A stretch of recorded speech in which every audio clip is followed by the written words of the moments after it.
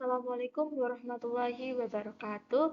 Perkenalkan, nama saya Sabita Alia Azahra dari kelas 4D PGMI Win Sunan Ampel, Surabaya.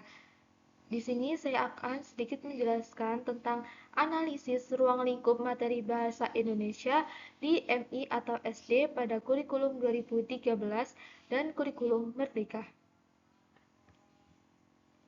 Yang pertama yaitu perbedaan KI dan KD pada kurikulum 13 dan kurikulum Merdeka. Yang pertama, pada kurikulum 2013, pada KI dan KD terdapat 4 kompetensi, yaitu kompetensi sikap spiritual, sikap sosial, pengetahuan, dan keterampilan. Dari keempat kompetensi tersebut dapat dicapai dalam proses pembelajaran intrakurikuler, kokurikuler, dan atau ekstrakurikuler.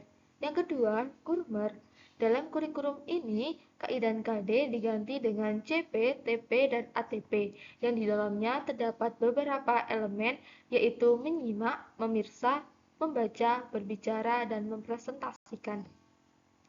Yang kedua yaitu pendekatan pembelajaran. Pada kurikulum 2013 ini menggunakan pendekatan pembelajaran bahasa berbasis teks. Pada pendekatan ini diharapkan siswa mampu memproduksi dan menggunakan teks sesuai dengan tujuan dan fungsi sosialnya. Yang kedua, kurikulum merdeka. Pendekatan pembelajarannya berbasis genre dan komunikatif, yang dimana memanfaatkan berbagai jenis teks dan teks multidional untuk meningkatkan keterampilan berkomunikasi oleh siswa. Yang ketiga yaitu materi pembelajaran. Pada kurikulum 2013, materi pembelajaran meliputi teks deskriptif, teks cerita diri, teks terima kasih, dan teks arahan. Materi tersebut disampaikan dalam bentuk lisan dan tulisan. Selanjutnya, untuk materi pembelajaran bahasa Indonesia dalam kurikulum Merdeka mencakup keterampilan berbahasa, bersastra, dan berpikir. Penjabaran materinya mencakup seperti mengenal huruf dan ejaan, mengenal kosakata, dan lain-lain. Yang keempat, keterampilan berbahasa. Pada kurikulum 2013, keterampilan berbahasa sama halnya dengan kurikulum Merdeka, yaitu mencakup beberapa hal seperti menyimak, berbicara, membaca, serta menulis. Sedangkan dalam keterampilan berbahasa pada kurikulum Merdeka sama dengan kurikulum 13, namun terdapat tambahan berbicara dan mempresentasikan. Dari kemampuan tersebut merupakan bagian dari kemampuan berliterasi.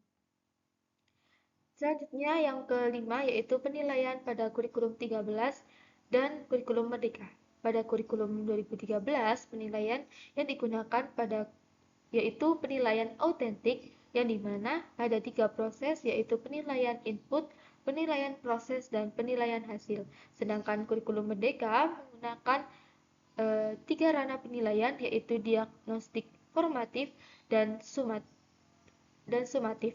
Penilaian tersebut untuk mengevaluasi pencapaian siswa dan membantu mereka dalam proses pembelajaran bahasa Indonesia. Selanjutnya yaitu pembelajaran literasi. Pada kurikulum 2013, kegiatan pembelajaran literasi yaitu meningkatkan kemampuan siswa dalam memahami teks, mengaitkannya dengan pengalaman pribadi, berpikir kritis, dan mengolah kemampuan komunikasi secara kreatif. Hal ini dilakukan melalui kegiatan menanggapi teks, buku pengayaan, dan buku pelajaran.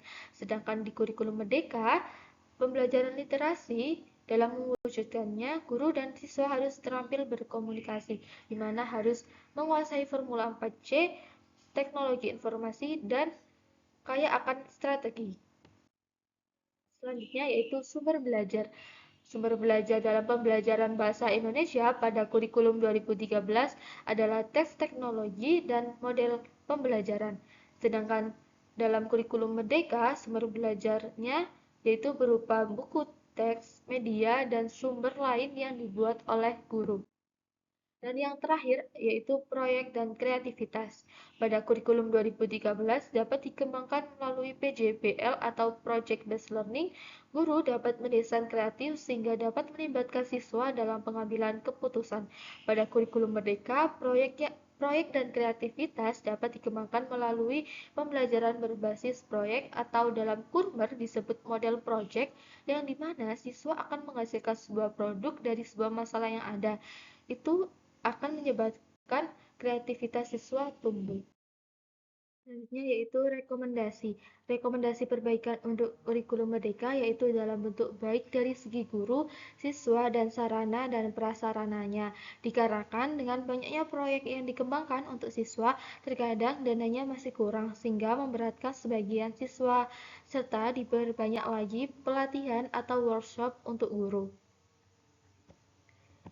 Terima kasih atas perhatiannya. Mohon maaf bila ada salah kata. Wassalamualaikum warahmatullahi wabarakatuh.